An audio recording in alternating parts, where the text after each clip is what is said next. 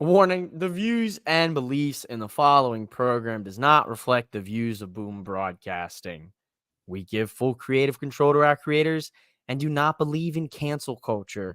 This is the Nightcap. You know, I probably should have just pre-recorded this months and months and months ago, but at this point, I really just enjoy having this weird monologue with you guys while you stare at this screen and read things. This is the Nightcap. Viewer discretion is highly advised. Live from the MOWM studio, Boom Broadcasting presents The Nightcap.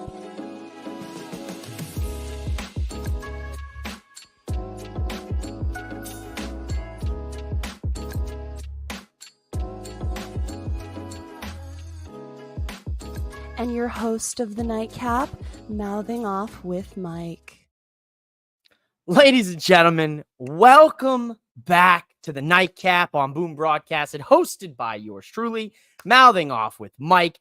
And it's an absolute pleasure on this lovely, lovely Friday night to welcome back to the Nightcap, good brother, friend of Boom Broadcasting, friend of mouthing off with Mike.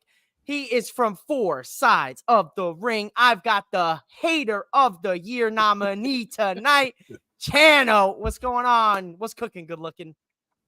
Not much, man. Not much. I think some Knicks news just dropped right now, and I don't know how to feel about it. Knicks news just dropped. What just dropped? What do we got? I think the Knicks just got Karl Anthony Towns, and I'm not happy about this at all. What? When I'm were not we in the happy. conversation for Cat? Wait a minute. What? I'm not happy about this. The Knicks trade Julius Randle and Dante DiVincenzo for Karl Anthony Towns. I hate my life. What? No way, dude. What are we doing here? Well, that's one way to start a wrestling show is with. I'm sorry, guys. I'm so sorry. My boy's victory lapping in the group chat right. My boy's victory lapping in the group chat right now. I don't even see this on ESPN. I don't even see this on ESPN. Dropped it 4 minutes ago, bro. We was catching up. We was catching up. We was catching up. Dude, I got boxing news. I don't got no Knicks news. I am up. So for the people who don't know me, right? Outside of wrestling, I do love my wrestling. I am a big Knicks fan. You cut me open, I bleed blue and orange. I bleed blue and orange, boys and girls. What's up, Rick? Love you. What's up, Rick? I gotta get this little off right now because we gotta get booking my most dangerous tag team. Listen, folks, we're now a Knicks podcast tonight. Go ahead, Channel. I am. You know what, Mike Davis? When next time we got your sports show, let me join. I got 45 minutes to get off my chest. But let's get back to wrestling. I'm upset right we now. just lost Julius Randle, dog. What? I'm not mad about Randle. I just don't think Cat is mentally strong enough for the New York media. Oh, he's cooked. And I'm upset about trading Dante DiVincenzo. DiVincenzo is an absolute dog, and I'm upset that we traded him. And plus, we lost one of our Villanova boys. I'm low key upset. I'm not gonna hold you. I understand why we did it though. We needed a center. I get it, but I'm upset. Let's get into SmackDown, Mike. How you doing, brother? How you doing? I'm sick. I'm doing well. I mean, I'm listen. I never had a bad day. You know what I'm saying? I can't complain, right? It sounds like you're having a little bit of a bad moment right now, right? It doesn't make it a bad day. It just makes it some bad news here on the Nightcap. This is a first. Mike, the moment we stop recording, I'm gonna go find a corner in my house and I'm gonna cry uncontrollably for 45 minutes. This is like WrestleMania all over again. When Roman lost to Cody. I just don't have anything high enough to jump off of. Lord, have mercy. First of all, when this show ends, I might be calling you on the phone and waiting till you go to sleep tonight just to make sure that nothing happens. Oh man, I'm upset. Oh man, I can't wait to hear ESPN talk about how this is bad. But shit, man, how'd you like SmackDown? I enjoyed SmackDown. I listen, I'm gonna be real with you. This week in WWE, for the most part, felt like we were just kind of like, all right, well, next week we got a lot of shit going on. So this week we're just going to kind of hold back a little bit. Felt a little bit filler this week. I'm not gonna hold you. I do have to shout out the realness Dwayne Allen from the Wrestling Realm, good brothers over there. Dwayne called it like 2-3 weeks ago, man. I don't even know when we had him on Four Sides, but he had a really good point. I told him that I was really disappointed in Cody's run at the point that it wasn't really doing anything for me. And he said, just wait till they're on USA. Once they're on USA, that's when they're going to start moving things along. And I was like, you know what? I was like, okay. We got Roman's return. We got Roman and Cody teaming up at Bad Blood. Massive, right? I was like, why would they do that? This is insane. Then last week you had Kevin Owens teasing that he was upset with Cody Rhodes, but didn't want to get into it. This week we got Randy Orton calling out Cody Rhodes, demanding an explanation. So I think everybody knew that Cody and Randy were gonna have a title match somewhere down the line, but we didn't know if Randy was just gonna full on heel turn on Cody just because he wanted the title and he was being an a-hole and he wanted gold. You know what I mean? Yeah. Now we have Randy, who looks more like a justified person, a justified heel. Yes, we did have him on 3 weeks ago. I did say 3 weeks ago, in my defense. He did say it. I did hear it. He was like 2-3 weeks ago. I said, that's why I love you, Mike. So, got you. So now we have a justified heel, right? And not even a heel. Randy could be a tweener in this case, and not really. I don't think anybody's booing Randy at this point of his career unless he's punching a baby. You know what I mean? And even then, I think they cheer him. Yeah, some people will be like, you know what? That baby had it coming. Baby had it coming. You don't want your baby get punted, take your baby out the way. I know. Don't bring a crying baby onto the airplane, and your baby won't get punted. You know what I'm saying? Exactly. Imagine you're on a plane that's going somewhere, and you see Randy Orton just like, damn, you had a straight path and nobody stopped you. Nobody stopped this man punting a baby. You're an animal, Randy. They cheered him. They started. You just see Mike with the referee shirt underneath, like, Mike, what the fuck? You're not gonna stop this either? Like, nah, baby deserved this. It's Randy fucking Orton. The normal rules of engagement don't exist in the air, right? Mike, what would you do? It's you and your woman, right? Okay. She's a little upset. Okay. She's arguing with this person. You can't make out who this person is because you just came out the bathroom. It's Randy Orton, and he RKO's her. Are you upset at Randy Orton, or are you saying, you know what, my girl deserved it? It's Randy Orton. He wouldn't do it for no reason. I mean, listen, if it was like they were arguing, if there was a beef there, and it was a receipt coming, then maybe, but like if it was an out of nowhere situation. I gotta take my out of nowhere RKO too. I gotta defend the honor. You know what I'm saying? You gotta just be Mike. You don't gotta take the RKO. You can just lay on the floor with her. Tell her that it happened to you too. oh, thank goodness you're awake. Me too. I just woke up. 2 seconds before. You just keep looking at her, one eye open, making sure that she didn't get up yet. Once she did, you're like, oh yeah, that was rough. I'll try to fight Randy too, but he got me. He got me. What's going on, Logan? Welcome into the chaos. You may not have experienced a Chano and Mike episode of the Nightcap, but tonight, ladies and gentlemen, we are on it. This is unhinged. Tell your friends. 1,000%. Tell your friends on Facebook for whatever reason. Zuckerberg, I don't know what's going on with your Facebook, man. We're not streaming to Facebook tonight, ladies and gentlemen. So tell your friends to go to YouTube or at MOWM_podcast if you usually watch on Facebook. Wayne the commish from Sideline Savant said, wellness check 25 minutes after the show for channel. Yes. Make sure you tweet at Chano KO _. Wayne, I just forgot about it momentarily. It was the reminder we didn't need. Wayne said his favorite match tonight was actually Bayley and Naomi. Thought they crushed it. Yes, this was a very good match, Wayne, between the two friends. And I don't know what's going on with them two. We'll get into it here in a sec. Four Sides, your Four Sides side said, nah, they're just putting it out there. I think they were trying to correct you. I think so. I think they were trying to come at you. I think you know what? Shout out to my boys down south. Put the baby into the goal. I can't, dude. 2 women's matches tonight on SmackDown. 2 women's matches on SmackDown next week too. Logan, very good point here tonight, sir. round of applause. Something I've been talking about a lot, Chano, was how come we can't have 2 women's matches on a SmackDown? How come we've got enough women on SmackDown to have more women in the division doing things? Yeah, man. We had 2 women's matches. We had 2 women's segments. Yeah. Yeah, man. And I think that's mostly what it needs. Especially let's go. If we talk about the women before we talk about the match, let's talk about the thing with Nia and Tiffany, right? You could tell at this point, Nia's a little threatened by Tiffany, even though she doesn't want to publicly. You mean this thing? You mean? Oh yeah, that's like when you see a dog chew something off the floor. It shouldn't have chewed. It shouldn't have taken. You just grab its face, spit it out. Dog, I think the running joke tonight that made me piss myself the most was them calling Tiffany Stratton Sabrina Carpenter, and with the please let go of me. You know what I'm saying? I see it. I see the Sabrina Carpenter. I do see it, but it's crazy, man. Nia's a little threatened.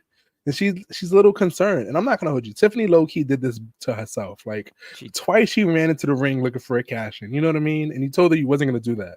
So now Nia has logical, she's like, okay, this is an option now. You already showed me you would do this twice. If I was knocked out, you would definitely do this to me without a moment's notice. Yeah. So it's 100%. I get it. But my issue with this is, I think I posted it on X on the 4 Sides page, is that Tiffany right now operates as the number 2 heel on the SmackDown roster, right under Nia, right? I saw that. So if Tiffany's obviously going babyface, she wouldn't choke her up like that if she wasn't. No. You know what I mean? And then she had that little look on her face, that little.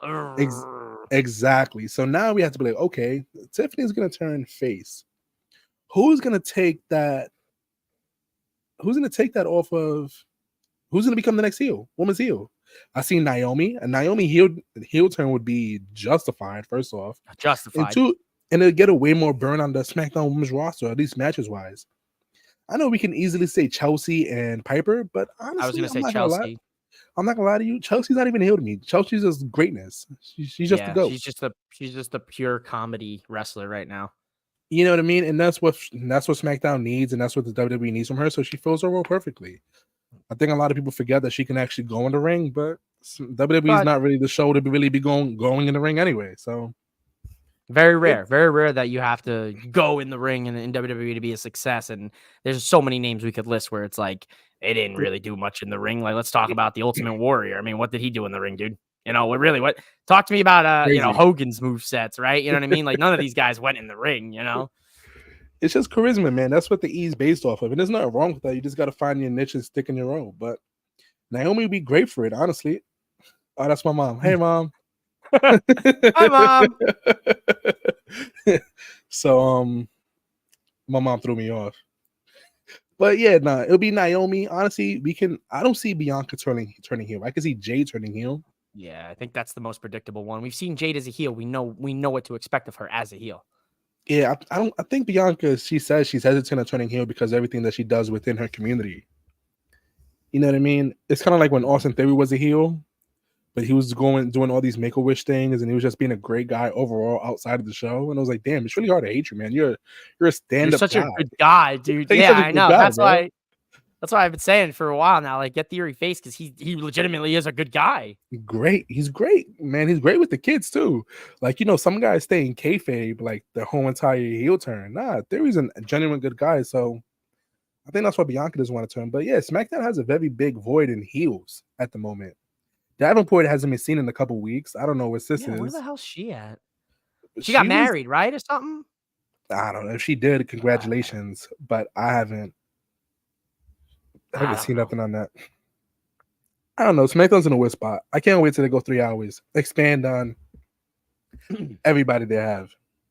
Well, that's an interesting point you make, because Rick 8-Bit said when we go back to a 3-hour Raw and a 3-hour SmackDown, women deserve a mid-card title on both shows. Yeah. I agree with you, but also I would like one mid-card title in between both shows. That's what I said. This way, you can WWE has shown it. You can have 2 separate feuds on 2 different shows going on at the same time. You know what I mean? Pete Dunne was going down to NXT to beef with Trick, and then he was beefing with Sheamus on Raw. So you can have one mid-card title women's champion, and she just bounced back from both shows.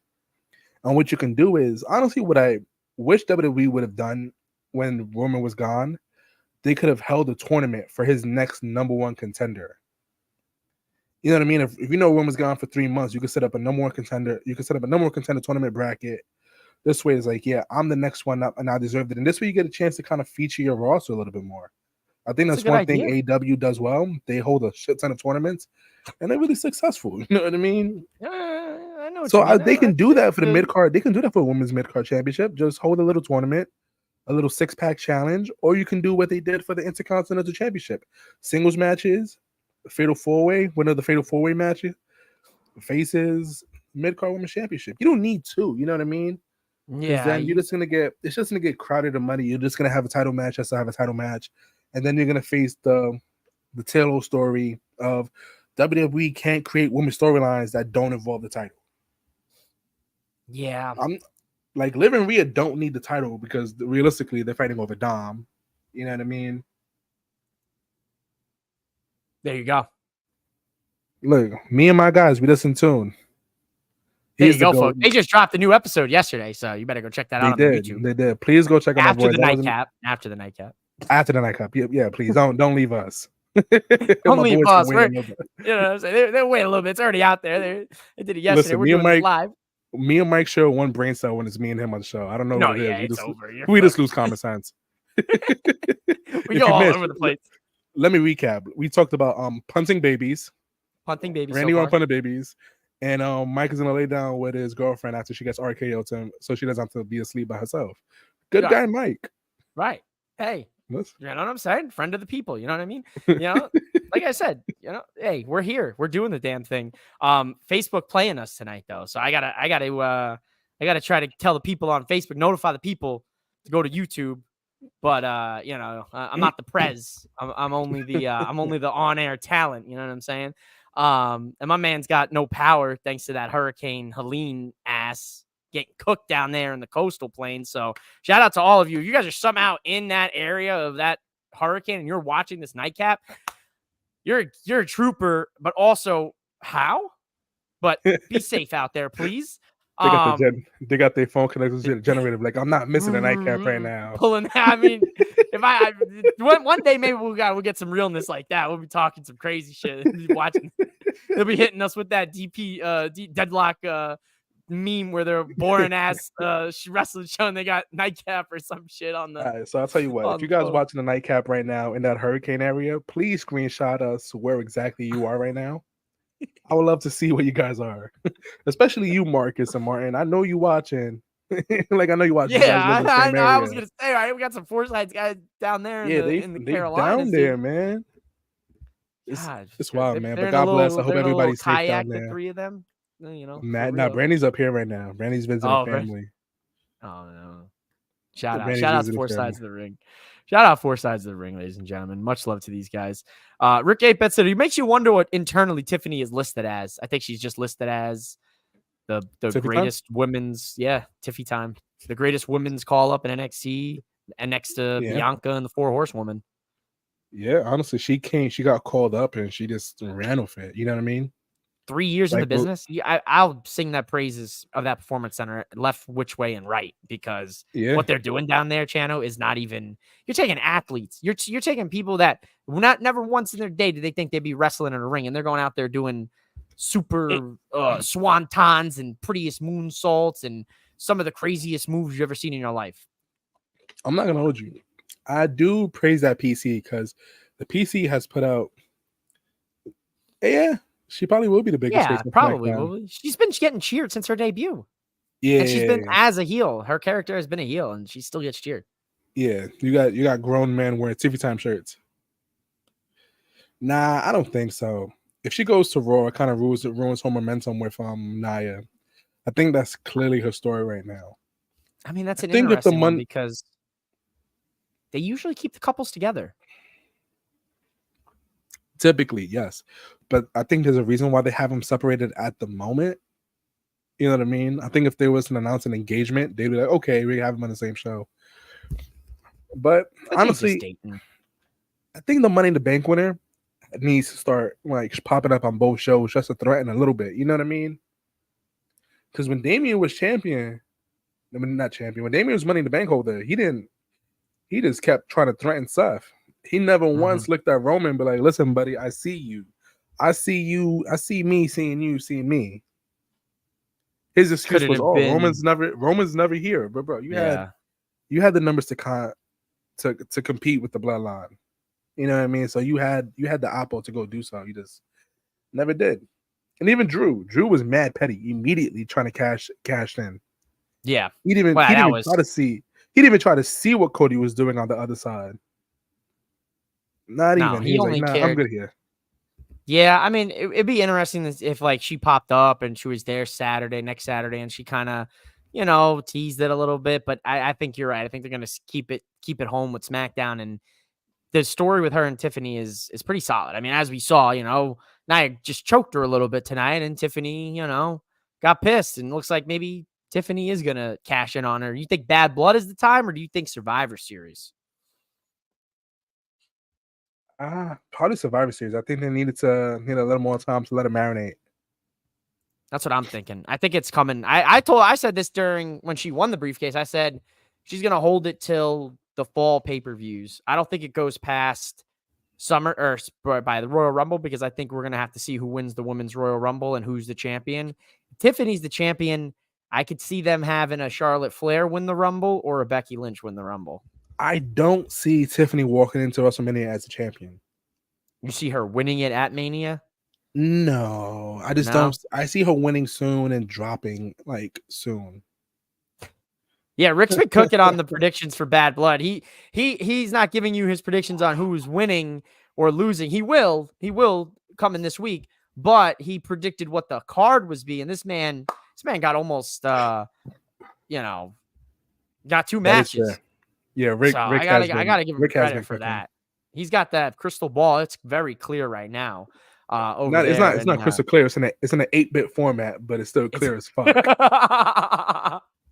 It's fucking 8-bit as fuck. Oh man.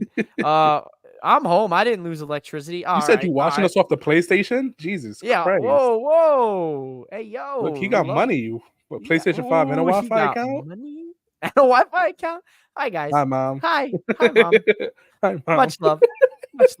Much love to Mama. So we've been just bouncing all over the place. This is what usually happens when Chano and I get together. 1,000%. One brain cell, Should we talk specifically about some of this stuff that we saw tonight? Should I just cue us up with something random? Should I hit the deck and just spin the wheel of banners tonight? Listen, man, spin the wheel. Let's see what we got. Let's see. And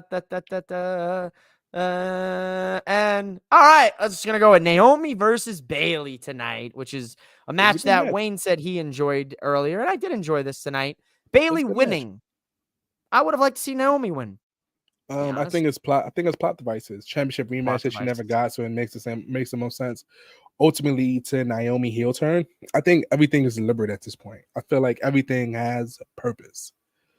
You know what I mean? Like a couple weeks ago, I was questioning Cody's role in everything, and now it's starting to make sense. So I think Naomi sees her best friend, fighting for the world title again. I think she sees her 2 other best friends being tag team champions. And she feels some type of way. And she feels left out. So you just start taking you start seeing like the Xavier Woods kind of like where you start like you're getting angry, being upset, and blowing up on people that you shouldn't be blowing up on. So that's the thing. It could inadvertently. It could be. Yeah. It could happen. I wouldn't be mad at it. Overall, I question Bayley's role I question most of these women's role on SmackDown at the moment, especially with Nia as champion. You know what I mean? Because Nia is a dominant champion. I think she has Rhea syndrome. You know what I mean? How do you get around her? How do you beat her? Money in the Bank, a briefcase. Exactly that. Other than that, nobody else was really beating Nia. I thought Bayley had a great chance at SummerSlam, but I think we've all felt like it was due. Yeah, she deserved it. Yeah, she did deserve it. I said it since she came back. She was the best thing on the women's roster since her return. She's been solid. She really deserved it. But it's that Rhea syndrome. You book too strong, your challengers don't really look legitimate. And that's kind of where I'm at with that reign at the moment. I'm not mad at it. She's a great champion, great heel. But it's just when you book too strong, especially like most of the women in the division is like the David and Goliath syndrome. You know what I mean? They're mostly like small women, and Nia's a big guy. It's like she's tall. You know what I mean? Like she's a tall woman, and Tiffany's like what 5'4", 5'5". Yeah, she's something like that. So like if you have the Jade and Nia match, that's a little too soon to happen. You know what I mean? That's where I thought they were originally going to go with everything when Jade eliminated her in the Rumble in her debut. I really saw a feud there, but it never happened. Maybe down the line. I think right now they're just trying to focus on building Jade up. Yeah. And get her fully comfortable. Giving her that. And then have her first base. singles feud. Exactly. Her first feud is obviously with Bianca. They're going to go at it, and that should help build her the confidence and the momentum to go do whatever she wants. But with Jade being that same thing, book too strong, don't know where to go as a champion. Because like they call Bianca Belair, Jane Cena. Yeah, go back to Hogan, Andre. That's crazy. Yeah. With the scoop slam, with the scoop power. Yo, it's crazy. It's crazy because like Hogan had slammed Andre countless times before that WrestleMania. Yeah. I've been watching the McMahon documentary and getting to relive most of the history. I haven't seen it yet. I'm waiting for a day that I don't have nothing to do and I can just dive in and just it's a heavy watch for some parts, and some parts you're kind of like, yeah, this is what I always expected this guy to be like. Like I'm going to talk about it this weekend on Having Off with Mike because I am back, so I will be dropping the old solo show. But Chano, man, the women's division on SmackDown tonight definitely got the spotlight that it deserved. Really good match. Naomi rocked the Uno gear. I don't know if you saw on Twitter. She was polling the people. She said, which gear should I wear Friday? And when the poll closed, it was a 50-50 split. I was on the Uno gear side. I thought that was so slick tonight, dude. She always has the coolest gears out of like some of the women's wrestlers, dude. The Uno gear went hard. No, it's dope. I did see that. And I was like, oh, that's actually pretty dope just to go see what's going on with your fans and see how they want you to pop out in that like engagement. You know what I mean? Like Naomi's dope. Like she really is dope. She deserves everything. She killed it in TNA. I would like to see her with some gold on the main roster over here. Even it's the mid-card title that they introduced. There's so many women that's deserving of that championship that it's going to be interesting to see how they actually go do it. So I still think like your idea is the right way. I to be honest with you, when the North American Women's Championship was unveiled, I thought that was going to end up becoming the mid-card title that went to all three brands. And that would have been the most honestly, I think that would have been the most productive thing to kind of test the waters for a women's mid-card title between Raw and SmackDown, but they have yet to do it. I would have liked to do it if the champion wasn't Kiana James. Not Kiana James. Kalani Jordan. Kalani Jordan. Yes. I'm saying Mishin. I think Mishin should have beat Kalani at some point. Yes. And then Mishin could have brought it to SmackDown and we could have kind of tested the waters. Yes, because with Kalani, if she was to beat like one of the main roster girls, I'd be like, this doesn't really help anybody at the moment. You know what I mean? Logan wants a Netflix women champion. It's mad funny, Logan. I had a running joke before AEW inevitably signs a deal with Warner Brother. They were gonna go to Tubi, and they had to rename the TNT Championship to the Tubi Championship. That's like deep cut early 4 sides of the ring episode. The Freebie Championship over here. The Freebie Championship. Oh my god. HGTV Women's Champion. That was my running joke for a minute. That would be insane. The Food Network champion. The Netflix women's champion, Logan. That's an interesting thought. I'm just picturing like a big red N on a title belt, and I'm like, nope, that's not good. That's every time they come out, you press the button. Question: does the Netflix Women's Champion get a free subscription to Netflix as long as she's champion? Oh, good question. Would you? I mean, you gotta, right? Just because they got money don't mean it is. Just because you got money, they got money don't mean they don't want to save a couple dollars. He's not wrong, folks. He's not wrong. Couple dollars.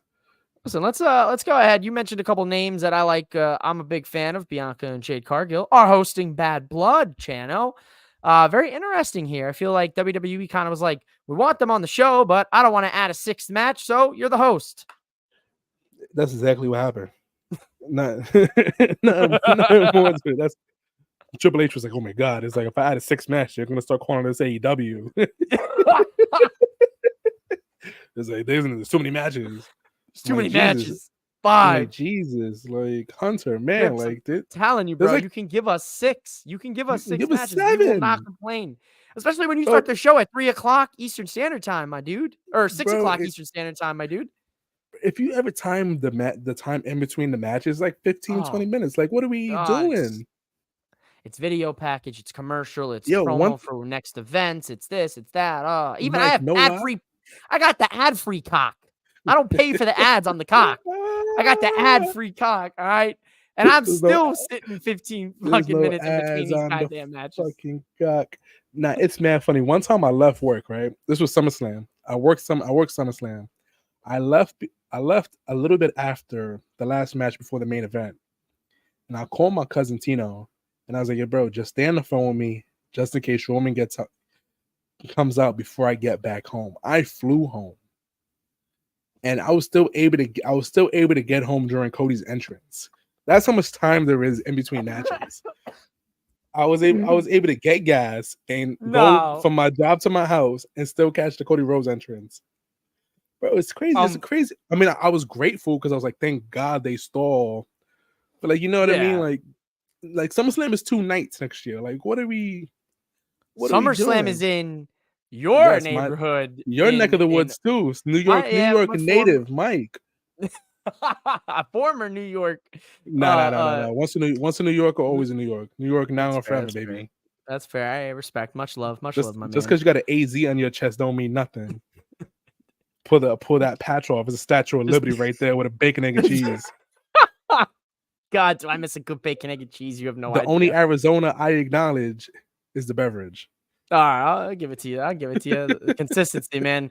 The only 2 consistents in life: the Costco dog at $1.50 and 99-cent Arizona iced tea. Unless you go to the bodega where they upcharge you on that shit. They do not up. It's still $1. Some do. I'm not gonna hold you. I went to a Whole Foods and it was like $1.25. I was like, this is ridiculous.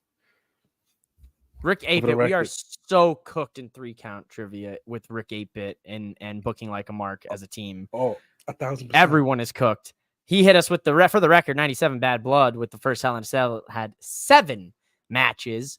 Oh, absolutely. I think Hell in a Cell Bad Blood, that's going to be something special right there. I don't think so. No? Book it now. The Netflix champ versus the Twitter speed champion versus the TBS champion versus the TNT champion versus the Bojangles champion, our good friend Jay-Z. Yeah, that's what I got my money on. That man cut a promo like nobody else. He cuts a hell of a promo. Let's go ahead and spin the wheel of banners here tonight on the Nightcap because it's Friday. I'm feeling a little freaky, silly, goofy kind of mood. You never know what shenanigans are going to take place. We were talking about punting babies earlier. Shit happens, man. What are you going to expect? Let's go ahead. I'm just going to keep spinning the wheel. I might end up having a whoop. And let's go. Randy Orton kicks off SmackDown asking Cody, why? Why Roman Reigns, Cody? Why do you want to help the bloodline? And what did Cody say tonight, Chano? Because you love Cody Rhodes so much. I'm going to let you recite his words. I'm not going to hold you. He has some bars. Listen, I like the side of Cody. Cody with a backbone I do enjoy. The People's Champion Cody I hate. I hate when babyfaces appease their fans. Just makes me furious. That's what a babyface is. What are you talking about? Listen, I like heels. So anytime he's like, would I rather be the fool or would I be a coward? And then Randy was like, damn, that's a bar. I saw Randy mouth. He was like, I see what you're saying. I see what you're saying. And it's like realistically, like, I don't know why. We don't know why Cody really involved himself in this. You know what I mean? He said, I don't want to get involved in this. And he still happened to get involved in this. You know what I mean? You could have minded your business, skated through, but you want to be a people's person. But now we know why. It's because it's progressing his own storylines with KO and Randy. And then this is going to help progress the storyline between Roman and The Rock. Rock is going to be like, yo, you teamed with the man who beat you at WrestleMania and fractured our family. You teamed with him. For what? Because he took out your wise man? He's not family. Because he took out Jimmy? So this has a lot of layers to it. And now I'm just saying, I trust Triple H. I trust his vision. Wherever he wants to go. we'll get there. We'll get there eventually. You know what I mean? Like we will get there eventually. But listen, that was a bar. KO, he's a hothead. He's too emotional. He thinks with his heart. He doesn't think about things logically until afterwards, like we saw at the end of the match. Like he wasn't even trying to hear what Randy was telling him. You know what I mean? He pushed Randy. He pushed the Viper. Yeah, he got in Cody's face, and he was like, I don't want you coming out. Yeah, but you go bitch and moan when you get jumped. I'm like, you wasn't out there. Yeah, no, exactly. You told me to mind my business. What do you want from me? Like, do you want the help? He's like, I'm not going to interfere in your match just to interfere. But if you're getting jumped, I'm gonna come help you. How you come help me? Because this is a brotherhood. But he's emotional right now. He's a hothead. But listen, everything Kevin Owens does is a side story. His main quest, his main mission in his life is to fight these Pacific Islanders. This is his main storyline in the video game. Defeat the Pacific Islanders. I can't even say the Samoans because the Tongans are Tongan. You know what I mean? Oh my god! He got to fight Pacific Islanders. When his son starts wrestling, they're gonna start wrestling the next generation of the Fatu Anawai family, and this is gonna go on for eons and eons. The end when we get to when Paul Heyman at 85 years old on his deathbed, talking about bottom of the ninth. It's going to be Kevin Owens' son against whoever is up at that point for the Fatu Anawai family. It's Kevin Owens' son versus Jey Uso's son in a no holds bar ladder match. Hell in a cell for the WWE Intercontinental Unified Universal Speed World Championship. It's gonna be insane. And then after Kevin Owens' son wins on the moon, he's like, I ended the bloodline. I'm telling you, that's the Owens family. And then the music's gonna hit, and then here comes the fifth descendant of whatever Samoan that they got Pacific left. Islander? Pacific Islander. Bro, it's filthy. There's a lot of them on this roster now, bro. It's gonna. Dude, they signed the Tonga's older brother. Hear me out. You could have an entire hour of just the Pacific Islanders on wrestling. Whole entire hour. Give me SmackDown. Just give the Pacific Islanders SmackDown. It's the whole. Just give him SmackDown. I guarantee you, it'll be. And they just have Roman as a GM because Roman is the GM because he's a tribal chief. You know what I mean? So he just calls the shots for the whole entire show. Yo, we get Rikishi on commentary. Yo, I swear to God, you get Rikishi. You get the Tonga kid back. You bring them all back, bro. Just to do commentary. And it's a Pacific Islander exclusive show. and when Raw of all the other wrestlers try to do Invade, they become the Mega Bloodline. All 67 of them. Fucking Power Rangers Megazord. They get into the Megazord. Samoan Bloodline. And they just, you know who they jump in Megazord? They all fuse together and they become Maui with the hook. What can I say except you're welcome, ladies and gentlemen? And that's the name of the finisher. Roll the credits. We've done enough. It's over. Book it now, Triple H or Triple H's kids or whoever. They're not far off. No, they're not. They're really not far. They're not far off. You got 2 Tongans, close to be 3. They need a 13. Since money's involved, they need 13 to trade. Rick, stop reminding me of this. What are we talking about? What trade? He's talking about the Knicks Carl Anthony trade. Rick, I thought we were friends. We bonded over Power Rangers. Details. We just bonded over. We bonded over Power Rangers. All right, wait, hold on. We're talking about Power Rangers now. All right, which one's your favorite? You talking about which season? Yeah. I mean, it's hard to go. Listen, if you want to remove the nostalgia factor of Mighty Morphin, okay. If you want to move that just for nostalgia purposes, because that's everybody's answer, because that's the only answer. But if you're going like the only answer, right? You know what I mean. But if you want to go outside of nostalgia, SPD has the best storyline. Really? SPD has the best storyline. It's SPD then space. Galaxy does not exist to me. Galaxy was trash. Nah, I'm gonna hit you with the 2 wild cards. For me, it was Time Force. In my defense, I haven't seen Time Force in a minute. I haven't seen Time Force in like 15 years. Low key, dude. Them going through history and shit was kind of fire. I believe it. SPD has a soft spot in my heart. SPD made logical sense to me. You know what I mean? I was watching this. I was like, wow. I was like, this actually makes sense. I gotta give the honorable mention to Lightspeed Rescue because they had one of the hardest theme songs. Lightspeed. Nah, you know who had the best Space. In Space had the best one. Yeah. All right. Rick said Dino Thunder with JDF was amazing. All right, I'll give you Dino Thunder. Dino Thunder was dope. Rest in peace to the GOAT JDF. The hardest thing I took about his passing was whenever I saw him at Con, I never had money to go get a signature and go take a picture with him. So when I finally became an adult with a good job that I was able to go meet him, he passed. And I was sick. And I don't know if you guys see, this fell off.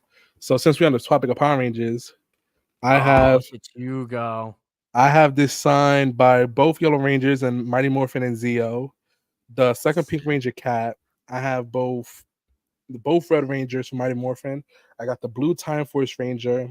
I have the black Mighty Morphin Power Ranger, and I got Skull. You're hard for that. That's sick.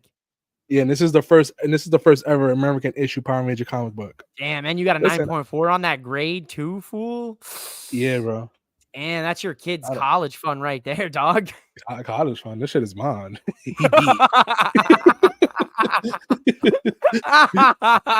He's beat. I don't know. All right. Let's.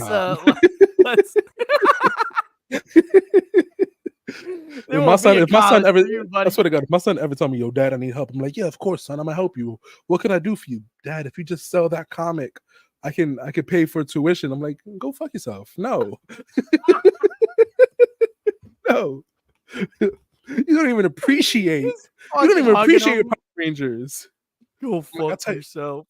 Like I tell you right now, sing the theme song for. I'm gonna give him a random theme song to sing. What's the wizard one? There was a wizard one that they had. Mystic Force. I'm like, sing the theme song for Mystic Force. You get it wrong, you get it right. Now I'm missing a verb or a word in that, and then I'll sell it. He will stutter his ass off. I'm like, you don't appreciate it. You want me to sell this shit? I'm capping my ass off. I'll be like, yes, of course, my son. I'll sell this. Of course, my son. I will sell this. Of course. It's all jokes. It's all jokes, folks. My man is not throwing his game. Exactly. Here comes grandma right now. Talking about shout out. You know what's crazy? You know what's crazy? My mom would sell the book behind my back, and some of y'all lost it. She would gaslight me into me thinking that I lost my comic. I'm like, but mom, it was on the wall. How did it go missing from the wall? They got legs and just walked out the house. We've gone from putting babies to tell kids to go to hell paying for their college fund. We also sprinkled in some Power Rangers. Logan said he doesn't like Bianca. Whoa. Mama said, yup. Yeah, Mama's green light is gonna gaslight the shit out of me. Logan, why don't you like Bianca? Why don't you like Jane Cena? She's dope. I like her. Oh, come on. I love Bianca. She's great. No, she's great, but let's keep it a buck. She's Jane Cena. It's like she has that thing. And let's keep it a buck. She's a Power Ranger as well. With that Power Ranger reference. As soon as she's losing a match, it's Morphin time. She locks in, and she finishes a match. Bro, I swear to God, every babyface wrestler, like super babyface, I consider them a Power Ranger. I swear to God, because they power up. Jay Uso is the Blue Ranger. Jay Uso is. He's got the gold now. He's the Gold Ranger now. No, he said the blue. He's the Blue Ranger with the dragon armor. All right, I got you. All right, I'll give you that. I'll give you that. Deep cuts. Damn, dude. Talking about deep cuts. We're just showing that age at this point. Hey, it is what it is at this point. Listen, part 6, man. Andrade, Carmelo Hayes, they keep feeding us. We keep eating it up. Triple H heard us, my man. Triple H heard all of us because I think the entire wrestling fan base, the internet wrestling community, whatever you want to call it, everybody had said, best of 7. Guess what we're getting, Chano? A best of 7. Tied up tonight, man. SmackDown. You know what's crazy? I don't want a best of 7. Give me a best of 51. Yes, he does, Rick. Sorry to take away from Chano's thought. No, you're right. No. And Mark, when Batman was fire. It was fire. Rick, when Mark does book WWE's Power Rangers, I want to be on that episode. Because I think Cody is obviously the Red Ranger. Yeah, 100%. You know what I mean? Yeah. Bro, he's 1,000% he's a Red Ranger. And I got thoughts about the rest of them. So listen. Book your boy. I'm talking Mike Davis. Book me for the next podcast because I still got a lot to get off. And Mike looking Davis, like a mark, get at me for the Power Rangers. Listen, but yeah, the Io Sky. But the Io Sky, listen, Io Sky championship reign was underwhelming, and that wasn't Bianca's fault. It was just an underwhelming title reign because we knew what the end result was. You know what I mean? We knew the end result was Bayley dethroning her. And they did her no favors. But now that she's the main one on her own, she's making some noise. So if she was to run it back as world champion, it'd be a fine title reign. The issue with Io before was she was the number 2 in her group as the world champion. And that's never a recipe for to succeed.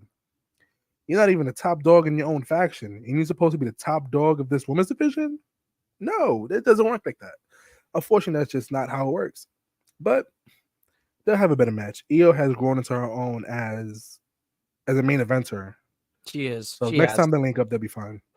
Yeah, I think so. I think you got to really start to look at potentially, having that conversation about, like, you want to talk about mid-card titles. If there's an introduction, you can have a conversation about Io Sky. You could have a conversation about an Asuka. You can have a conversation about a Kairi Sane. I think all of those women are pretty fairly deserving. I mean, for me, it'd probably be at the top of my list would be a Shayna Baszler, because I think she's been wrong for years. She's been wrong for years. Oh my God. She's another one that's tried. He's tried. You know what it is? I generally believe she cannot get over with the crowd. You know what I mean? I don't think it really matters what she does. It's like when she's out there, there's nobody, as far as I can see, nobody really pops or reacts for Shayna as a heel, face. You know what I mean? And it's tough because she's good. She is good, bro. She looks scary. She is scary in the ring. You know what I mean? She's has a scary moveset. You know what I mean? She has a legitimate moveset. Yes. Her beating Ronda Rousey at SummerSlam did absolutely nothing for her. They should have put them in a cage or something. They should have made that a little bit more legit. They should have done submissions only. They should have done something that would really put that, like, have Shayna break her arm. That'd be, you know what I'm saying, filthy, man. There's not a lot of sickos there's not a lot of sickos in our women's roster that will let them break their arm. I know Liv was one of them. Though she was really willing to let Ronda break her arm, and it was like, sweetie, you don't have to do this. You don't have to do this. Yeah. That's fine. How you know Liv Morgan loves the game too. Like, she's a sicko. She's a sicko. But you have to be in this industry. Yeah, man. But yeah, Shayna's another one. Shayna's definitely deserving. It's rough, man. But yeah, I think most of those women on the roster, I think you can name any woman on the roster outside of Natalia and be like, this would be a good women's champion. Don't slander Natty. I'm not gonna let you do that on this. Natty is another deserving one of a mid-card title. To me, Natty's in the point of her career where she's clearly mentoring and helping the next generation get over. I think Natalia's contribution to wrestling at this point is not winning gold or necessarily winning matches. It's more helping the next generation get over and stay over. Looking like Mark, say his name and he appears. Yeah, Beetleborg. Damn, Beetleborg. What a oh my God! It's just such a deep cut on the Beetleborg. Yeah, we're just exposing our age at this point. There's some 18-year-olds that's like, Beetleborg. What the hell is a Beetleborg? What's a Power Ranger? What the hell are these guys talking about? We start talking about He-Man next episode. Oh, they're cooked, dude. They're cooked. Talk about Digimon, dude. Then it's really cooked. Don't get me into Digimon. Digimon was the shit. Digimon has a better lore than Pokemon. So I'm saying, if you really want to think about it, the only reason why Pokemon's more popular is because of the game. If you really want to be honest, the game is what saved Pokemon. The storyline was cool, but Digimon's storyline, first 2-3 seasons, it's magical. It's a complete cartoon. Like, even as an adult, you can double back and watch and be like, wow, this is amazing. I did it a few years ago, it was a 10 out of 10 experience. I went back and rewatch Yu-Gi-Oh. I mean, fucking experiences. Yu-Gi-Oh's dope, but it's a harder watch as an adult when you realize that Yu-Gi was doing ass pulls and cheating half the time in Yu-Gi-Oh. You know what I mean? Like, one man's was cheating. He's talking about the heart of the cards. No, motherfucker. You have a secret RNG ability. That's the Millennium Puzzle. The Millennium Puzzle has an RNG feature. We really thought that all these Millennium pieces, that you was the only one that didn't have a hidden trick in yours? Yeah, no. What the hell, dude? You had the eye of the cards the whole time, dude. Yeah, the heart of the card is a fucking RNG. It's like 66% odds it goes in your favor. I think I've seen it fail one time, and he was like, oh, this wasn't a card that I needed. In 2 turns, he was like, this was always the card that I needed. I'm like, fucking ass pool Yugi. The best Yu-Gi-Oh episode is when Yugi got caught in the card in the green card. Yeah. And Yami wanted to catch a body. He was ready to go, God. dude. He was ready to go, dude. Yami low key would have killed somebody. He probably did. He wanted to. He really wanted to. He's a monster. He's a pharaoh. He was killing people in his country for less.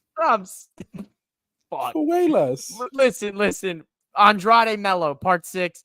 Mello hit this match. man LA Knight with the craziest fucking drive-by tonight in the backstage. It was mad fast. So fast. I didn't even see him. I looked down. But I looked down, I looked up. Andrade was like, what the fuck just happened? Andrade was mad. Yo, I was baffled with him. What do you think about this whole shit last week? Because I was on vacation, right? As we know, no nightcap last week. With this whole shit with like LA Knight and Andrade with the weird, awkward handshake. You think that was like I was baiting you up tonight? I was baiting you in the group chat last week. It was mad funny. That was LA Knight's best match on the main roster. I shit you not. With LA Knight and Andrade. I genuinely mean that. Even with the little slip up on the ropes? Even with the little slip up on the ropes, I was like, oh my God, this is LA Knight's best match. Andrade is absolutely filthy, and Melo is filthy. We were talking about this a little bit earlier in the private chat. Carmelo and Andrade have incredible chemistry, right? And I think they did this to see, like, just put them in a match together. This way, each one of them have something to do. But this has clearly taken on a life of its own. Yeah. This is honestly incredible. This is an incredible match between these two warriors just going at it, trying to prove and respect themselves, show respect to the other person. No, I'm him. No, I'm him. I'm that guy. No, you're not that guy. I'm that guy. And it's a great feud. The fact that it's going to 7 with a potential LA Knight title match. I'm not gonna lie, guys. This is the best the United States Championship has looked in the title picture in a really long time.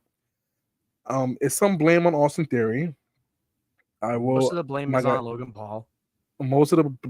Logan Paul wasn't a bad champion. It was just the fact that he didn't show. We thought he was gonna do more with it, and he just didn't. That's just honestly the bottom line. That he didn't do what we thought he was going to do. He wrestled. He was having matches. He just wasn't defending the championship. And unfortunately, that's the downside of it. It's like when Roman was wrestling for the title. Mm-hmm. If Roman wasn't wrestling for the title, he wasn't really wrestling.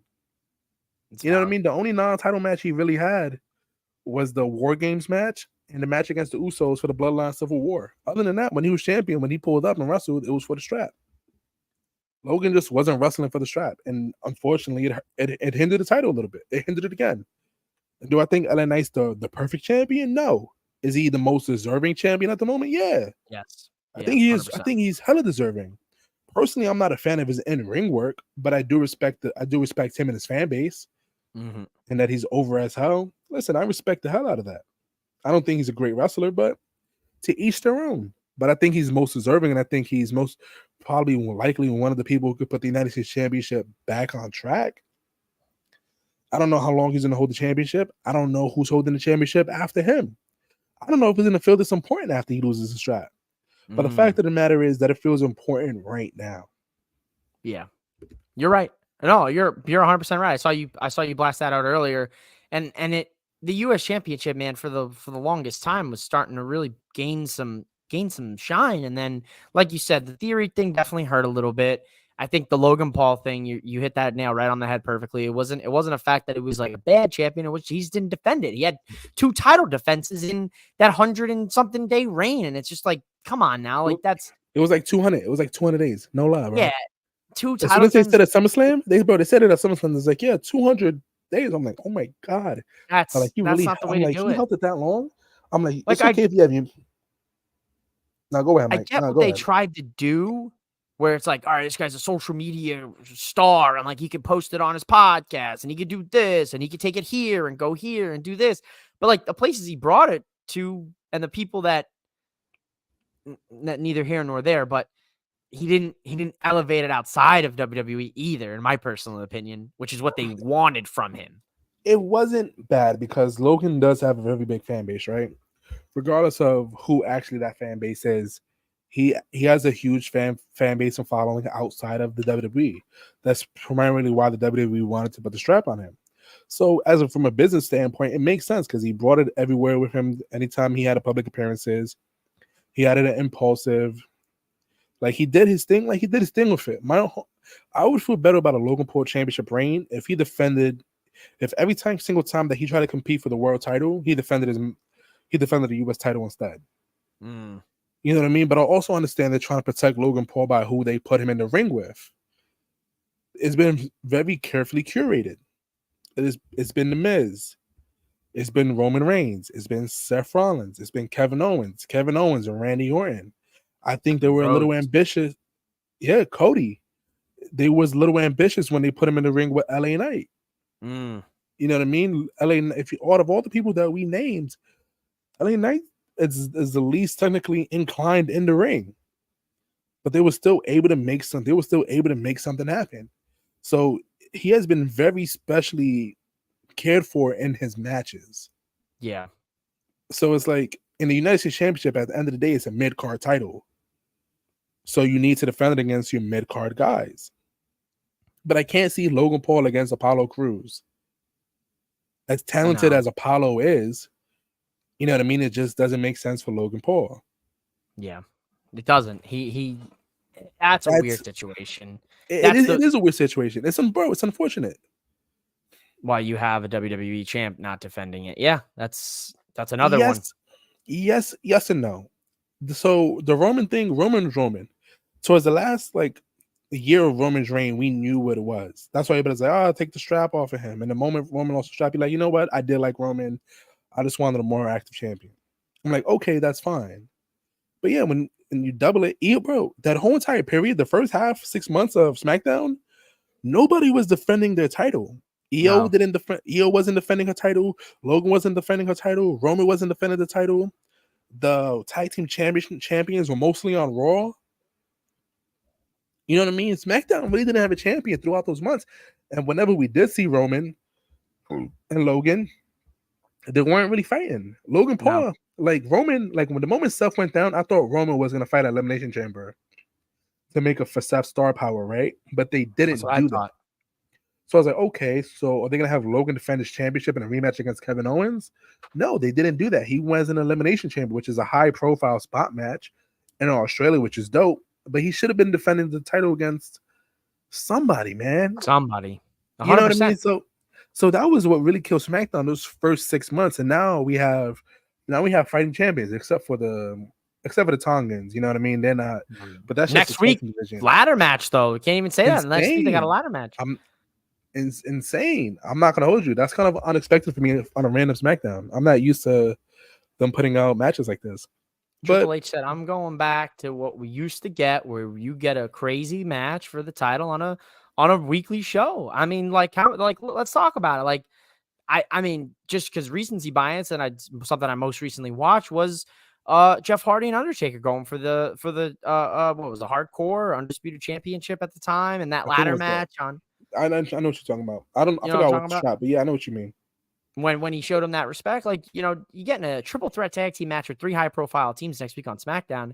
So I'm all for that. SmackDown next week. That's why I said at the beginning of the show, this week's Raw and this week's SmackDown, there was bright spots on both shows, but both shows felt like filler for next week because this is not the go home week for Bad Blood. They're saving everything for next week. Monday Night Raw looks insanely stacked. SmackDown is a dumpster match, a ladder match.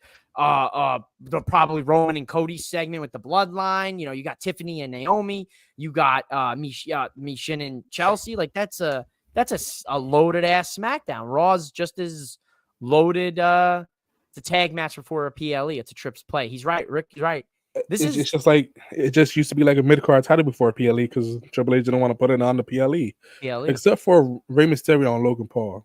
It's Rey Mysterio. It was Logan Paul. Yeah. Let's give it a buck. It was Logan Paul. It wasn't Ray. You know what I mean? Triple H. I'm sure Hunter loves Ray. Let's keep it a buck. It wasn't Rey Mysterio that he was like, yeah, this is why this needs to be in the card. No, it was Logan Paul. No, it was probably it was more odds than the PLE. Let's give yeah. that's exactly I'll give you I'll give you that. I'll give you that. I'll plead that one down. But listen, we only got a couple more things to talk about here before we wrap up the nightcap. AJ Styles is back next week on SmackDown channel. I know you are the noted ageist of the group, but you've been on record as saying AJ Styles is the one that beats your exceptions. So are you happy to see AJ back? AJ's talented, man. Listen, I am ageist. If you are over the age of 45 and you look and you wrestle like you're over the age of 45, don't show up on my TV screen. I don't want to see you wrestle. Especially you, Chris Jericho. I knew you were gonna say it. I knew it. I knew it was coming. That man needs to go. But he's on tour man, with Ozzy, so soon I think.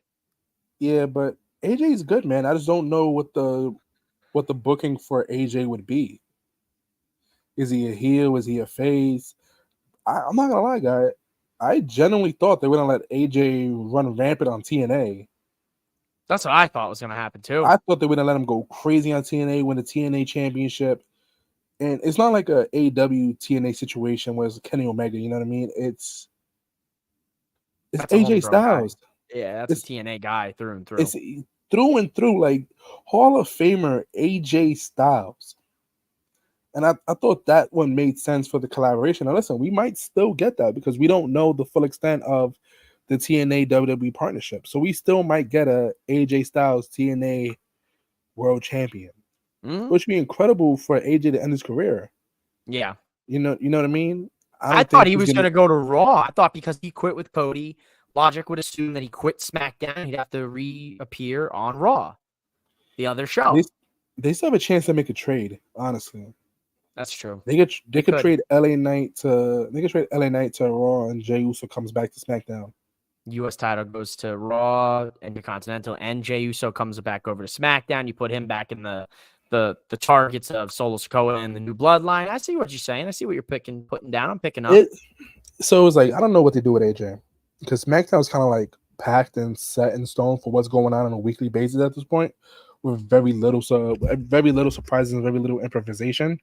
So I don't know, man. And time is only going to get more shut. Like you saw, I don't know if you peeped, but Roman's going to be on SmackDown 6 weeks in a row. Yeah, I saw that. 6 weeks in a row. And I think it's partly because Crown Jewel is coming up, and I think everybody forgot about that. When the hell is that supposed to be? 2 weeks before War Games. Oh shit! They haven't even announced it. Nah, I didn't know about it. I didn't know about it till somebody predicted Roman's next 6 PLEs.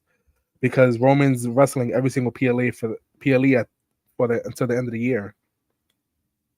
You know what I mean? So shit, Crown Jewel. Oh, that's a new one. I forgot about that one. Damn. Yeah, you know what I mean? So after Bad Blood, they're gonna build towards Crown Jewel and War Games simultaneously, I would assume.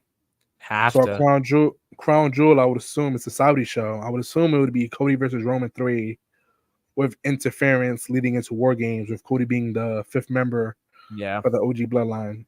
At this point, it's either that or they're going to have a triple threat match for the WWE Championship at Survivor Series. That's the only 2 ways that it could possibly go.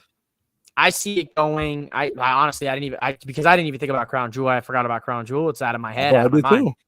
So that kind of puts a wrench in the plans because I figured I definitely foretell this not being the first time Cody teams with Roman and some form of a bloodline, because I said from the get-go when this was announced 2 weeks ago, I figured Cody and Roman lose probably to the bloodline, and I think Bad Blood is where we reveal The Rock again. I think The Rock returns at Bad Blood. I think then that sets up Survivor Series, potentially The Rock or like Solo and Roman maybe at Crown Jewel.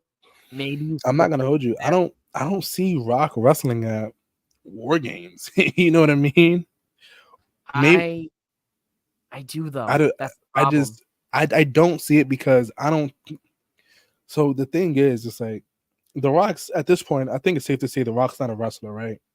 No.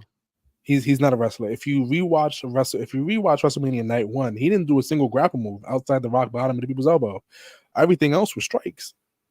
He did not get a single grapple move off. It's true. He didn't. So for him to come in a War Games match, he would have to be the last man on their side and just clean house. Or what he could do is act like he's on Roman's side and turn on Roman at War Games. That's what I'm saying. There's maybe not necessarily in it, but I still think that you still have to figure like Roman, let's just say Cody, you got to put Jay in there because I think Jay will be in the mix. So it depends if it's a 4-on-4 or a 5-on-5. I think it's going to go to 5-on-5. That's where I come in with the Rock prediction. So but if he doesn't wrestle, then. So here's the thing. The Rock and Cody can't be on the same side. That wouldn't make no sense. So the 5 would have to be Roman, Usos, Sammy. I still have Sammy coming Cody. home. Yep. That would be your 5. And then your other side, you would have Solo, Jacob, the Tongans, and then your 5th man would be. I can't see the 5th man being the Rock. I can't see the 5th man being the Rock. The only way I see the 5th man being the Rock is legitimately Rock being the last person to get inside that cage. In his clean shot. That's it. That's how it happened. Kind of like how Randy did War Games when he came back. There it is. Rick Apich. Yeah, I literally what I just said. So there you go. Yeah, just clean. That's what I'm saying. And even then, if that was I feel like if The Rock was to be announced for the War Games match, I'd be like, I can see this happening. And I'm going to keep it even more of a buck with you. The reason that they brought this Bad Blood pay-per-view from the pits of the graveyard of WWE pay-per-views is because it has blood in the name, which is the Bloodline. I think that's why everything is for a reason. There's a reason for everything in WWE nowadays. And Triple H's reason for bringing Bad Blood back was, of course, to pay homage to the original one and do a Hell in a Cell match. But I think it was also in part because the Bloodline story is going to open up that next chapter, right? We talk a lot about Cody Rhodes' story and how the new chapter of Cody's story opened, and this is the new chapter for him. The new chapter of the Bloodline story is also going to open at Bad Blood, where that's where I think it's revealed at some point in the night, or that's what I'm saying. Depends on what main events. Depends on what main events. Remember, that's it should be the tag team. It should be the tag team match. It should be the tag team match. I think it should be Hell in a Cell. I'm in the Hell in a Cell department. The reason why I don't think it's the Hell in a Cell match is because I think the presentation of Drew and CM Punk in this feud, in theory, it's a great feud, right? It's a great feud until they get into the ring. And then it falls apart. The SummerSlam match, I wasn't a fan of the SummerSlam match. The OG Hell in a Cell Triple X history. Okay. Yeah, but I think honestly, I feel bad whoever's facing Rick and Mark in 3-count trivia. You guys are gonna get clapped. Yeah, it's over. Roman and Cody, Randy, KO, Jimmy. Nah, I don't think Randy's gonna be involved with it. Nah, I don't think KO and Roman can exist on a team. No. KO would just snap and first off, powerbomb his ass from the top of a ladder. Listen, just because Roman is getting cheered now doesn't mean anything. Roman is still a pretentious asshole. You see in his presentation and everything, my man's lost a strap. He lost everything. And my man's still talking like he runs everything. You know what I mean? He's like, this is my ring, my crowd, my cameraman, my people. And Cody had to be like, step. I'm like, whoa. And then, bro, he was still acting like he ran everything. He didn't apologize. He didn't say, I do this for you guys. No, he's still himself. So you think Roman's ego is gonna ask for help from Randy and KO? That man rather roll over. He'd rather roll over and crawl in a hole than ask KO and Randy Orton for help. And I wouldn't trust those two with Roman Reigns at all. Roman and Jimmy would get jumped the entire match. Oh yeah, 100%. By 8 people, by 7 people, because Cody would be like, guys, stop it. We're supposed to beat these guys. Poor Cody. Poor Cody's like, come on, guys. He's not a bad guy. He's just an asshole. There's a difference. And then you got 8 people just jumping. It's a fucking royal ass whooping. I'm gonna keep it real with you. There's a lot of work that they have to do from now until Survivor Series. If we are all correct, and obviously the obvious plans look pretty obvious to us, if that the bloodline is going to be involved in War Games, and this is just a taste of what we're to see in about a month and a half, they have a lot of work to get us those pieces in place. There are a lot of pieces of the puzzle that are either hiding under the couch or on different shows. Case in point, Jey Uso and Sami Zayn. Jey Uso is now the Intercontinental Champion. Like you said earlier, we have to either figure out a trade. Do you trade Jey Uso and Sami Zayn for LA Knight? And I have a better question. What's the women's War Games match? Oh, 100%. It's Team Liv versus Team Rhea. You think so? War Games? Yeah. That's the next spot. Next spot for that match. It depends. Listen, it depends on if the theories and my fantasy bookings are true and the rumors and the dirt sheets and all the Raquel Rodriguez stuff is true with Liv. I think it would have to be the stud line. The stud line versus I think it would have to be the stud line. Damage control was 2 women in damage control. So how you would do it? Liv, the stud line versus Rhea, maybe the damage control. Lyra, maybe it would have to. Damage control is not even really involved. So how you would do it would be the stud line and one more woman, right? Maybe let's say Liv and Raquel, and then you have Rhea, Lyra. The 2 party girls. Okay, we haven't seen them in a while. That's a good call. I only see her on TikTok with Damian Priest. They do be making funny TikToks. And Natty. And that would be the 5-on-5 if there was to go that route. Because the stud line and the other girls have beef, and then they're just down for the rivalry. That's fair. I don't, you know what I mean? But I don't know, man. That's not a lot of what that. I mean. I don't know. This is tough. I could make the argument. I could say Rhea. I like I think it's Rhea and Liv as the captains. I think that's where that feud goes next. And then I think you gotta think like I'm gonna keep saying her name, but like maybe Charlotte and Rhea got good history. Maybe Rhea can call in a favor. I don't know, man, because it's like we still got a whole pay-per-view before War Games, though. That's the thing. Logan says Io Sky. That's what I'm thinking, because Io Sky's been in almost every War Games match. Even the ones in NXT. Yeah, listen, I can see them doing it. I've been watching this. Sean's getting ready for 3 count. The Boom Boys are ready. I don't know if Mike and Mike if Mike and me are ready for this tournament. I mean, listen, I'm telling you right now, one of Martin's questions, I'm gonna give you a hint to one of Martin's questions. Martin's gonna ask you if John Cena's brothers, grandmas, sisters, cousins, brothers, maidens, mother's maiden middle name, and he's gonna give you 2 seconds to answer that. Yeah, I know. And your time is up. And then he's gonna ask me and Brandy Savage, what is the 3rd letter in John Cena's name? and then me, I'm gonna say C, and Brandy's gonna say A, and then Martin's still gonna give us the points. Right? Yeah, it's the fix is in, folks. I think Martin the fix. Listen, I got Brandy living with Martin now. I'm gonna have Brandy put Martin in a chokehold and give him a noogie every single day. Just choked him a little bit. I just choked the guy a little bit until we get the easiest questions ever. I'm scared, guys. I'm not gonna lie. And that's your time. It drives me up a wall. I'm not gonna hold you. I'm happened to the opinionated finals? Because I know there was a. I don't know. I don't know nothing. We'll get there eventually. After Mike. After our episode, I haven't asked a single question about opinionated. The losers episode. Only I would win the losers episode to get the last. I'm on that wild card team spot. You know what I mean? I haven't even rewatched the episode. I have not rewatched the episode. I have been told it's heavily edited. It no longer looks like an episode of Blacked. Fuck.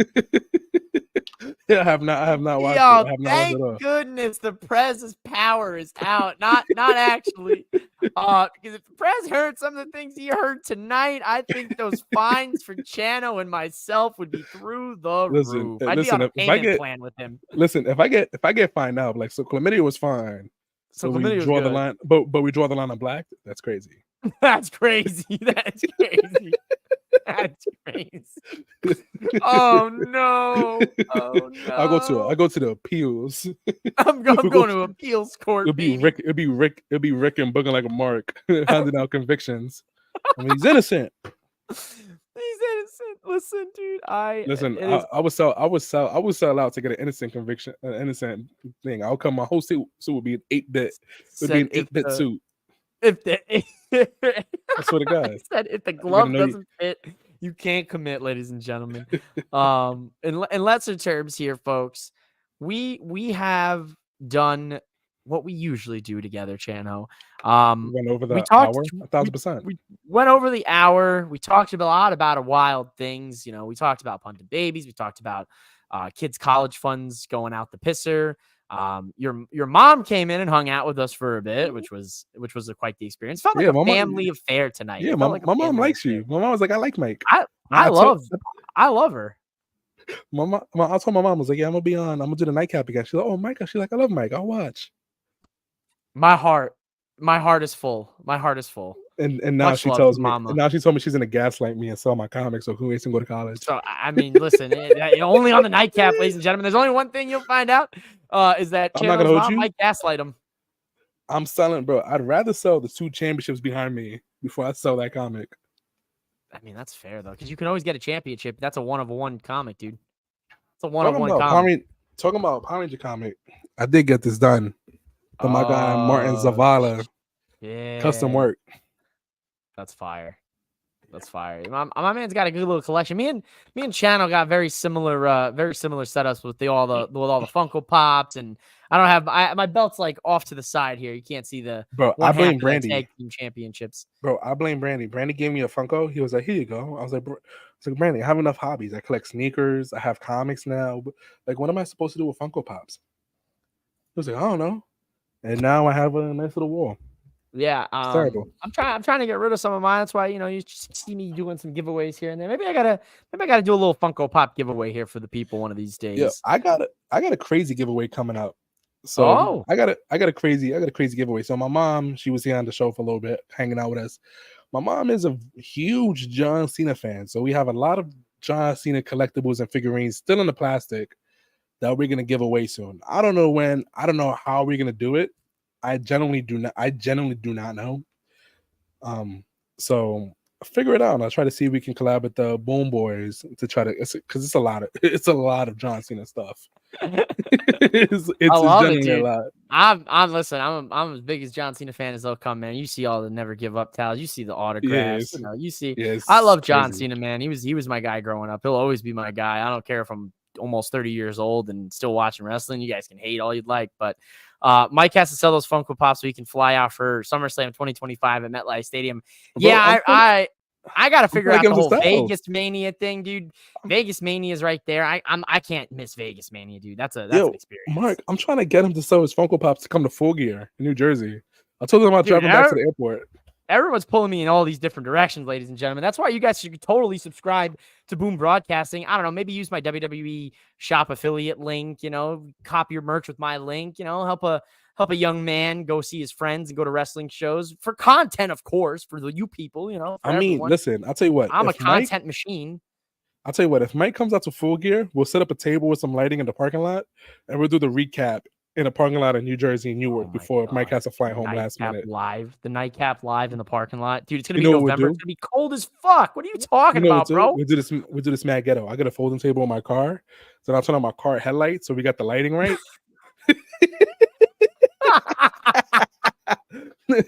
What? One of these days we're gonna have to do it. I think that's the way to do it, man. We're talking crazy, but I think that's midnight. Like legit. That'd be fucking. Bro, I'm telling you, it's gonna be midnight. It's gonna end at midnight. It's Full Gear, bro. We're gonna be getting out of there at 2 a.m. if we end up at that show, dog. Yeah. Tony Khan said 15 matches. I heard they're doing a live post show in the parking lot. Here's 15 matches. 15. Yo, could you imagine? 3 o'clock in the morning. All right, this is the Nightcap. I got a flight at 7:30 in the morning. I gotta be at Newark in an hour and a half. 15 minutes. 15 minutes. I gotta be there soon. So let's make this quick. Great. And that's the show. Ladies and gentlemen. Much love, Chano, man. Mom said I can have a John Cena figure. Thank you, Mom. I appreciate that. Thank you so much. She is now just mom to me. Sorry, Chano. No, she loves that shit. I'm telling you. That's true producing, bro. Car light full. Yeah, that's true producing. No, that's production value. The press. Listen, could you gives me imagine? zero budget. Yo, could you? Yo, I'm telling you, this could be the start. This is how we get the media passes. We hold the media thing outside and in the parking lot of the and we get a Prudential fucking Center. cease and desist from Tony Khan. Listen, he's a sicko. He might love that shit. He'd be like, bring them boys might. back. Next thing you know, we're the commentators on the new show that they're gonna put out on Fox. It's me and you. Was like, I don't know how we got here. You know how we got here? No, WWE, fuck them. Fuck them. AEW. We all elite, baby. We all elite, baby. Pull a fucking Will Ospreay, MJF, get some tattoos, call it good. We're fucking in. We're locked in, baby. Making $11.25 an hour, but we're like, we here, we live.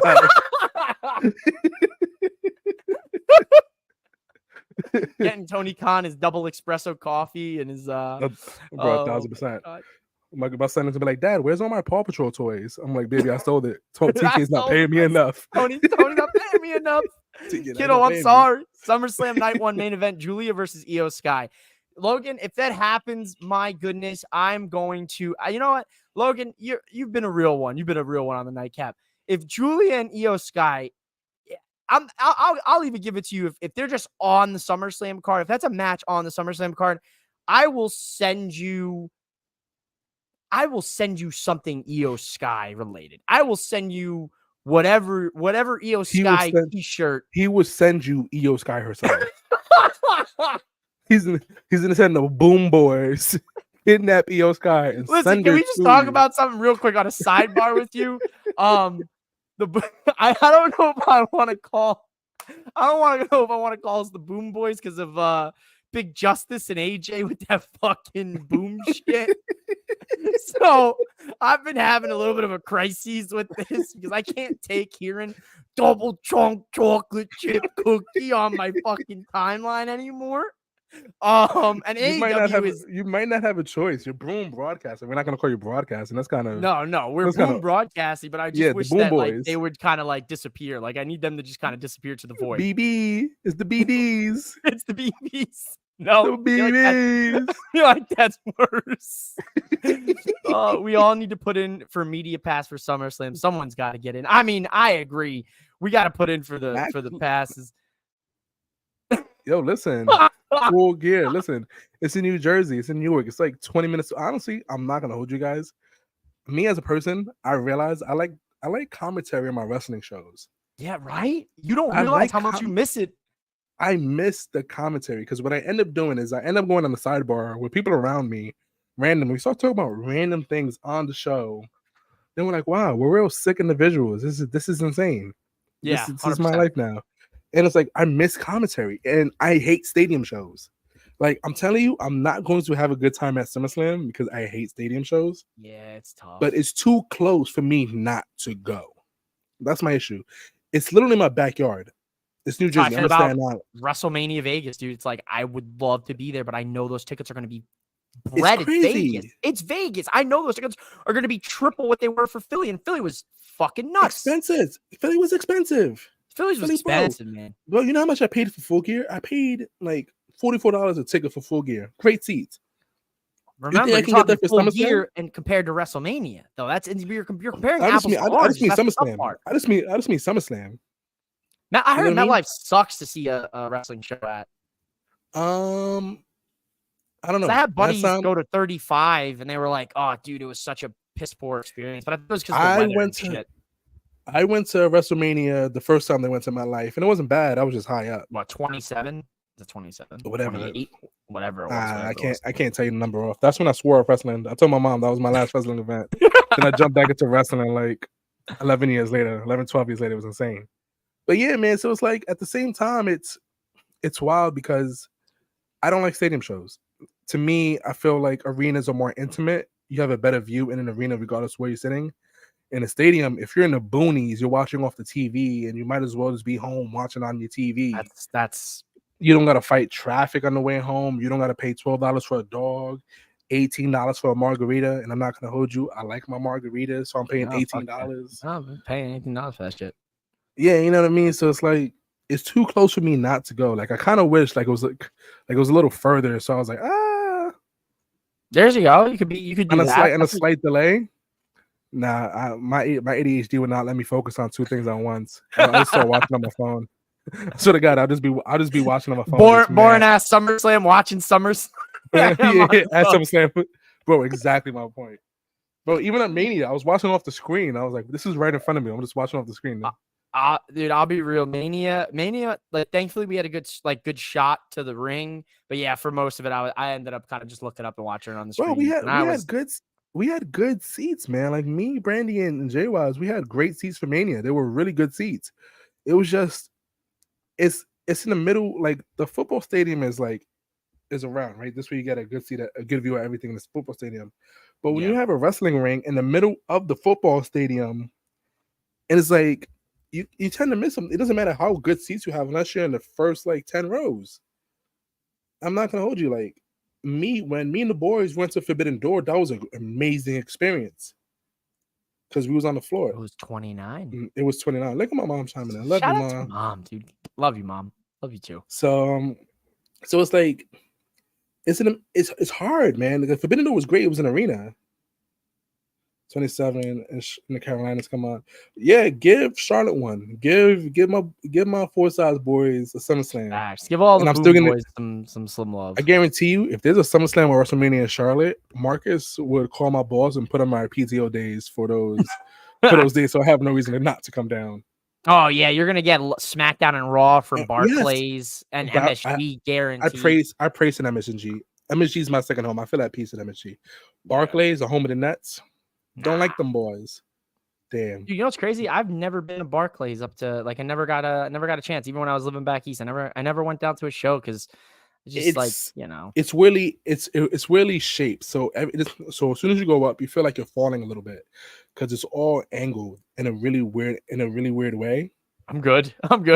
Yeah, Barclays. It's just a weird arena. I'm an MSG boy. Yeah. So anywhere that's not MSG, I feel icky in. I'm like, oh, this is yuck. This is yuck. Oh man, we've had a time here tonight, Shannon. I feel like we could probably go another hour and a half, but much to the chagrin of the people, we gotta call it a night here. Channel's got kids. We'll pull a little Heath Slater reference for you. Channel's got kids. He's got to make sure taking care of. He's got a wife that needs him. They sleep. I'm about to go home. I'm about to turn on the PlayStation. I'm about to hit the beep beep beep beep.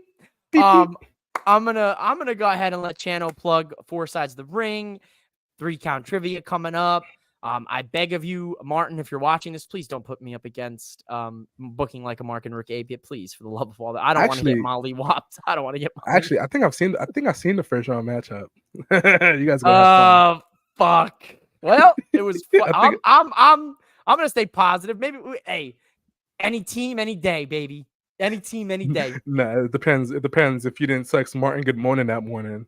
You gotta text Martin. Hi, Martin. Are you having a good day, sweetie? Good morning, love. Day? Good night, love. I hope you have a wonderful day today. Heart emoji, kissy emoji, glitter emoji. You just gotta text Martin day of your show. Be like, you know what? Batista's fucking ass. Yeah. Yes, the Barclays you know is what, terrible. Martin, you were right. Trick was not a good NXT champion. He's the worst NXT champion of all time. And The Miz has so much a better career than Dave Batista. You just got to, just blow smoke up his ass. He'll give you an easy round. Just gotta keep hoping. He likes flattery. All right, so my name is Shano. I am from 4 Sides of the Ring. We got something called 3 Count Trivia coming up. If you didn't watch season 1, Championship Culture 1, it took it all. We got smacked by a wrestling wrap up. It was truly tragic. But it was women's trivia, and it's hard. It's very hard. We got clapped. But 3 Count Trivia is coming back, and we got the main event mics, mouthing off of Mike and Mike Davis from Boom Podcast and the Prez. Don't find me. We got Rick 8-Bit and Booking Like a Mark. They competing for the first time this year. We got the other BBs, the Boom Boys. They competing this year. Listen, Black Mass Constellations. We got we got a lot of people competing this year. Last year we only did 8 people, and I think this year we expanded it to like 12. And it keeps going, man. 3 Count Trivia is fun. If you think you know trivia and you think you know wrestling trivia, recap season 1. And you're going to realize how much Martin hates every single person that competes on the show, because he will give you some bullshit to make you hate yourself. I swear to God. He's right. Monotone is ridiculous. I think I bombed every single monotone round there, every single monotone song, especially all the women's ones. I got robbed with my internet. I almost had it. Almost. But yeah, man. So at the end of the day, 3-count trivia. We have opinionated. I don't know when the winner's thing is. That's a Martin thing. Ever since I got blacked on the last episode of Opinionated, I have not asked questions. I'm still bitter about it. I'm sick. I am sick. I went to work like, I just hate life. But like Mike said, I am one of the resident haters. One of my tag team partner is Martin, even though we hate on two different things in wrestling at the same time. We're on two opposite ends of the spectrum when it comes to hate. But I'm just Chanko. Listen, I'm a hater. I admit it. I hate if you're over the age of 45 in wrestling, retire. Chris Jericho. Jeff Jarrett gets a pass. AJ Styles gets a pass. Bobby Lashley do not get a pass. Rey Mysterio gets a pass. Rey Mysterio does not get a pass. Every get a pass. I'm not gonna hold you. He might be 50-something years old, but those knees are 25, brother. You know why? Because he keeps going down to Mexico to get them stem cells on his knees. Cells, baby, because them good old stem cells. Listen, I'll take a couple stem cells. Like, it gets me moving like him. Bro, when I was 12 years old, you know the do not do this at home, do not try this at home videos. Yeah, it's Rey Mysterio's voice. I had eight knee surgeries on my right leg. Bro, this is like 16 years later. I know there's another 8 in there. You know what I mean? Bro, there's so much metal in that leg. He literally killed a man in Mexico with the 619. Fuck, dude, don't remind me of that one. Wow, bro, deep wow. cuts. Wow. But listen, I'm a Knicks fan. I'm a sports fan. So you can follow us at 4SIDESOTR on Twitter. I am sorry for not posting all the time on the main Twitter page, guys.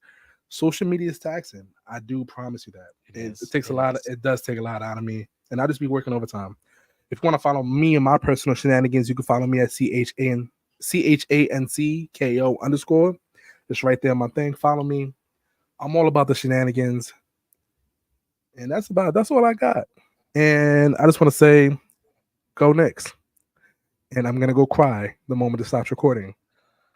And I will be there to pick up the pieces like I always have, because I'm mouthing off with Mike. And I like to do well-being checks for Chano every once in a while. Ladies and gentlemen, it's always fun to talk with Chano from Four Sides of the Ring. Make sure you go show them some love. Make sure you tune in for 3-count trivia. If you didn't see season 1, it's on their YouTube. So, just go to the search bar and search 4 Sides of the Ring, and there you have it. Throw a subscribe there. It's why you're at it as well. I know tomorrow, Logan said bye. Bye, Logan. Thanks for hanging out with us here tonight. I know tomorrow we've got some content coming to you on the Boom Broadcasting channel. I know you saw his name pop up, Sean Lucas. I'm not quite sure, but I believe he's got a Wrestling of Destiny episode dropping tomorrow at 10 a.m. Eastern Standard Time. I will have a new episode of Mouthing Off with Mike. Yes, I'm back. I'm talking a little Lucha Bros contract shenanigans. I'm talking a little bit about Roman and Cody. I'm going to talk a little bit about some of these changes in networks with NXT on CW, USA Network taking SmackDown, Raw going to Netflix, and maybe something else along the lines there. Haven't really decided. Good night, Mom. Night, Mom. We'll see you later. But that's it. That's all I got, man. If you're in the Carolinas, you're in Florida, you're in Georgia, you're anywhere where Hurricane Helene came through, stay safe out there. Probably not watching this if you're on the coast, but if you are, shout out to you and shout out to the generators.